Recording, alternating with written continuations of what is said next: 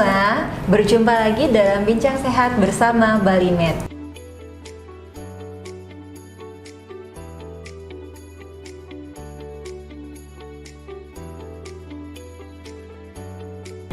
Kali ini bersama saya, Dr. Yuliantini, kita kedatangan dokter yang sangat luar biasa ya, seorang pakar yang ahli di bidang urologi.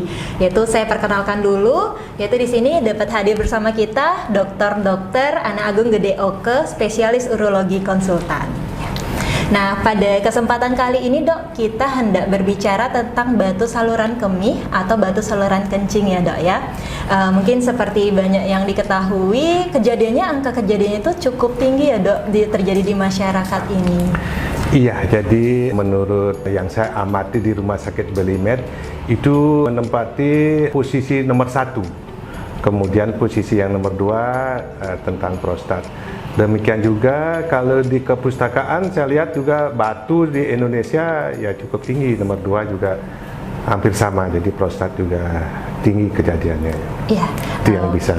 Mungkin teman-teman sendiri sudah dengar ya, angka kejadiannya cukup tinggi. Nah, kira-kira dok, apa sih faktor risiko seseorang tersebut bisa mengalami batu saluran kencing tersebut dok? Kalau kita berbicara awam ya, jadi tidak berbicara secara ilmiah yang biasa kita presentasikan untuk dokter-dokter spesialis, itu secara umum itu memang faktor risiko itu disebabkan oleh karena kesehatan kita sendiri.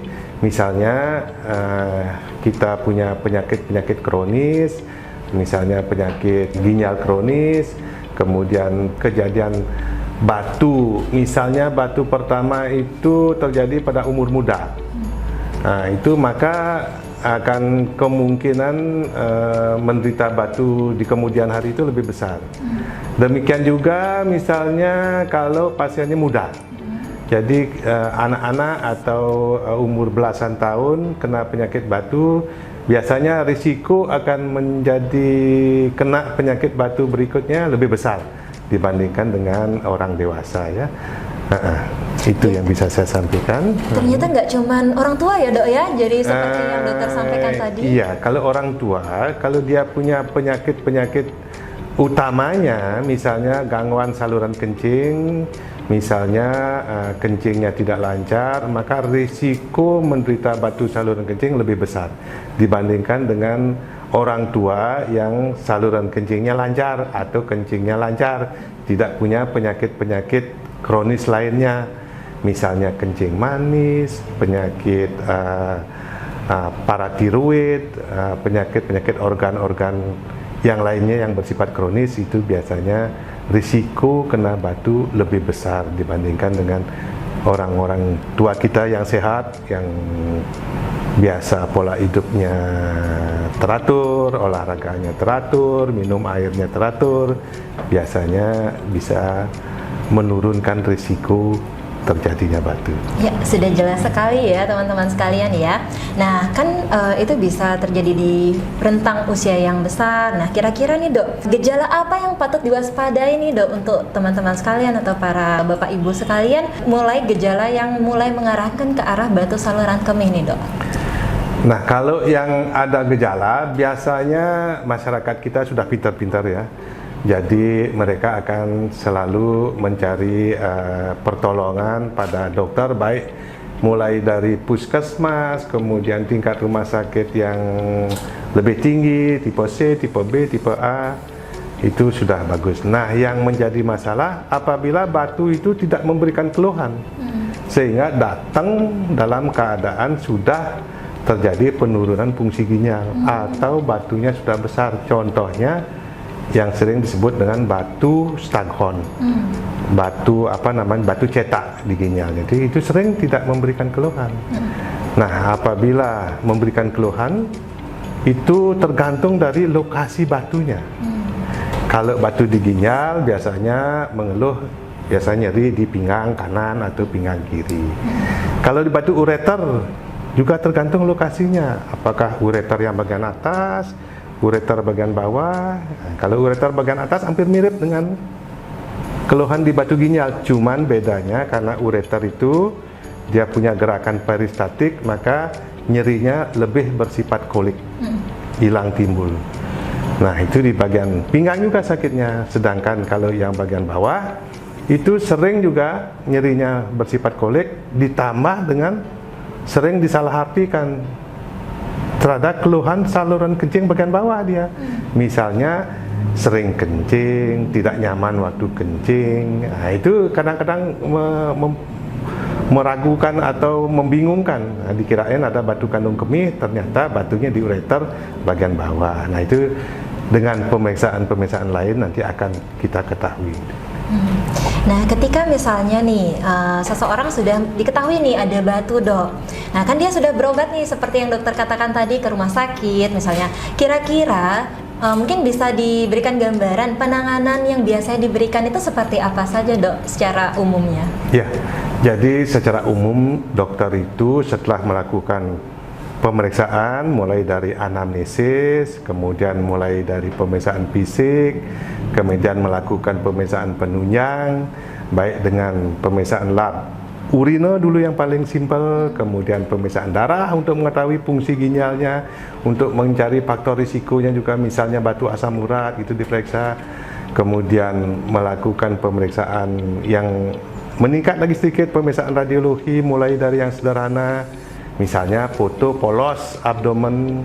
Di sana akan kelihatan kalau ada batu yang bersifat radio opak, akan kelihatan apakah lokasinya di daerah ginjal, apakah lokasinya di daerah ureter, apa lokasinya di daerah kandung kemih.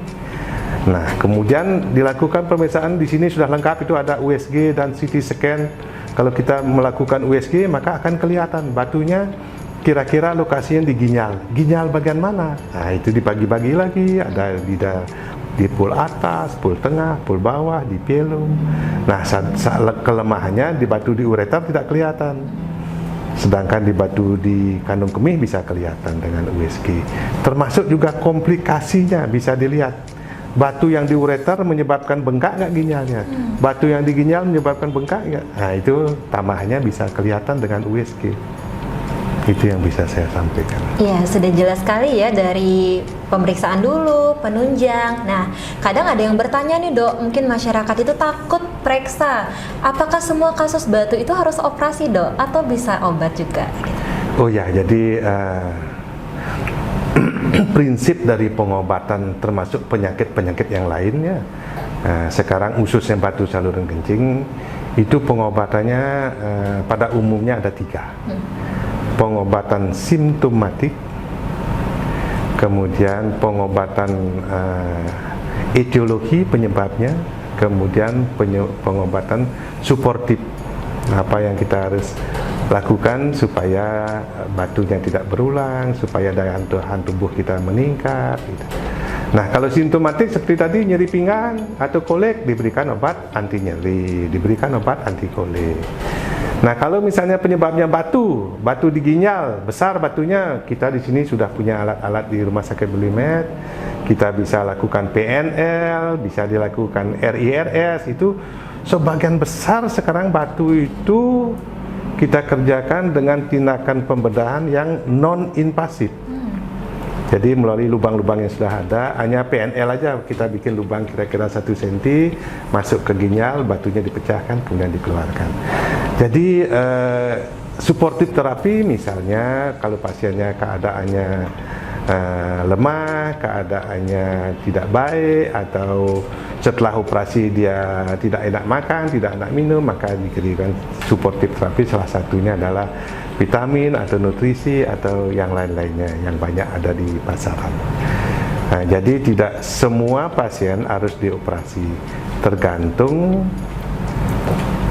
batunya lokasinya di mana, kemudian jenis operasinya akan apa dikerjakan, berbeda di ginjal, berbeda di ureter, berbeda di kandung kemih, berbeda. Nah, kemudian tergantung juga besar batunya, tergantung juga lokasi batunya dan jumlah batunya. Prinsipnya dokter itu operasi agar manfaat yang didapat sangat besar. Diusahakan risiko dari tindakan kita sekecil-kecilnya. Kemudian diusahakan juga tentang pembiayaan. kalau ada BPJS, kalau ada asuransi, atau pasien masyarakat kita miskin gitu ya, diusahakan. Jadi prinsipnya adalah besar manfaatnya, kecil risikonya, terjangkau oleh masyarakat. Ya, tepat sekali Dok ya. Jadi kita akan mengusahakan yang terbaik untuk pasien kita betul, ya. Betul. Oke, nah tadi sudah banyak sekali dijelaskan nih terkait tentang batu saluran kemih oleh Dokter Oke ya teman-teman sekalian. Mungkin untuk yang terakhir nih Dok, kira-kira nih ketika kita ada suatu kondisi nih pernah misalnya kena batu sebelumnya, atau misalnya ini sedang sehat nih tapi tidak ingin kena batu berikutnya. Nah, jadi pencegahan yang bisa dilakukan itu apa saja, dan pesan yang terakhir nih untuk masyarakat Dokter, mungkin bisa disampaikan Dok. Ini kalau dibahas sebetulnya perlu waktu banyak sekali ya, tapi pada intinya ada dua yang diperlukan jawaban. Kalau pernah kena batu, supaya tidak kumat lagi diapain? Nah, bagi orang sehat, nah ini namanya rumah sakit ya. Jadi untuk orang-orang sakit nanti mungkin berubah jadi rumah sehat ya. Orang sehat harus periksa juga ya, untuk mencegah jangan sampai kena batu. Nah, yang nomor satu dulu, kalau dia pernah kena batu, untuk mencegah supaya batu itu tidak berulang. Nah, ini pencegahnya kembali lagi pada penyebab batu itu. Banyak penyebabnya, yang saya bicarakan ini tidak usah yang sulit-sulit, yang gampang-gampang saja. Pertama, kita harus minum ya lebih dari orang yang tidak kena batu ya. Jadi kuncinya diusahakan kencing kita itu kalau orang dewasa bisa 2 liter atau lebih, kecuali pada mereka yang memang punya penyakit yang tidak boleh minum banyak ya. Ada beberapa penyakit, terutama penyakit jantung gitu ya, yang suatu saat mereka dikurangi minum air ya. Nah, kemudian yang kedua, lifestyle lagi deh, pola hidup kita, makanan kita. Kita harus memilih. Saya bukannya melarang orang kuliner ya, tidak ya. Jadi pilih-pilihlah makan yang sehat ya. Jadi yang berasal dari alam ya.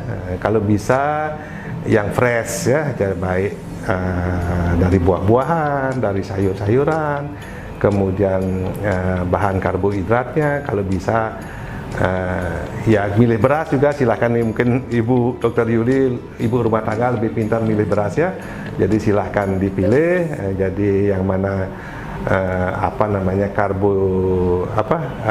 indeks glikemik indeksnya yang paling kecil yang dipilih, seperti itu. Kemudian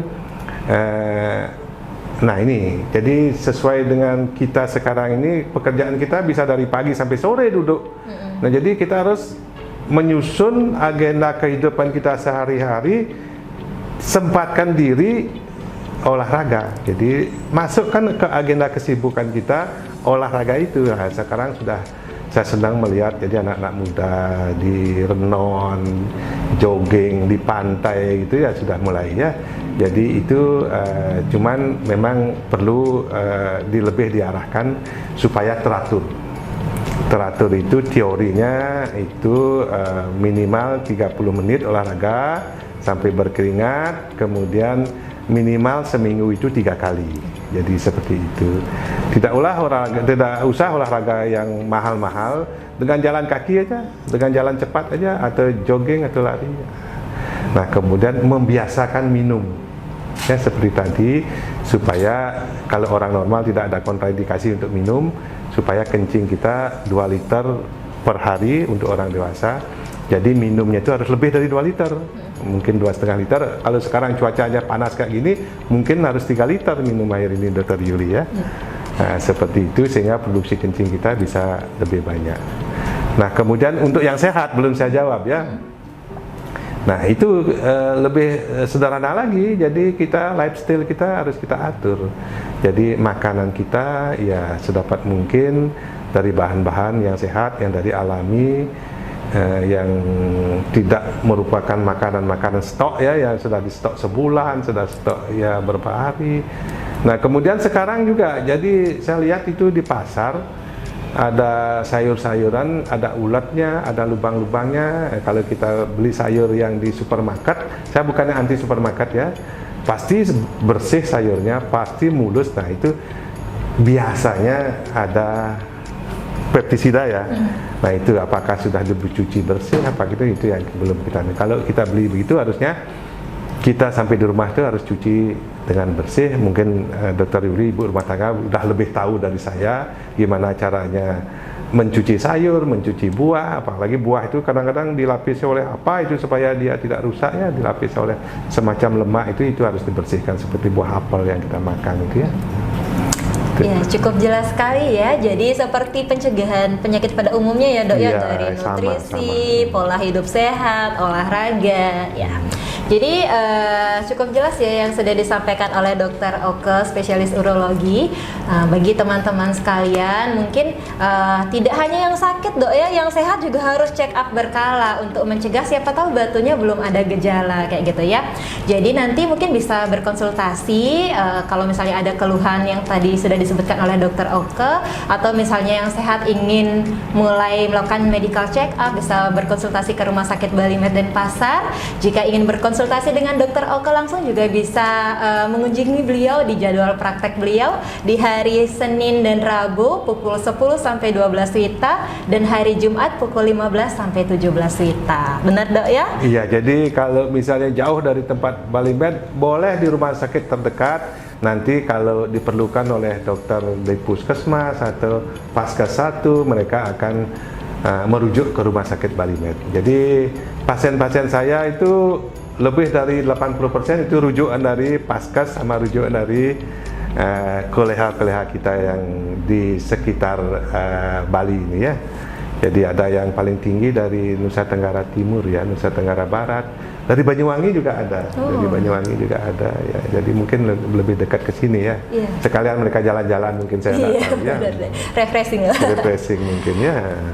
Ya, jadi mungkin sekian dok untuk hari ini dokter. Terima kasih banyak dok ya. Ya, terima kasih banyak ya, Dokter Yuli. sudah Rumah banyak Sakit Bali berbagi. Med, terima kasih juga. Semoga kita ke depan menjadi pelayan masyarakat terbaik dan sukses selalu. Ya. Sehat bagi kita semua ya. Iya dok, ya. Jadi sekian untuk teman-teman dan bapak ibu sekalian untuk bincang sehat bersama Bali Med hari ini. Sampai berjumpa di bincang sehat berikutnya. Terima kasih. Ya. Iya dok. Ya.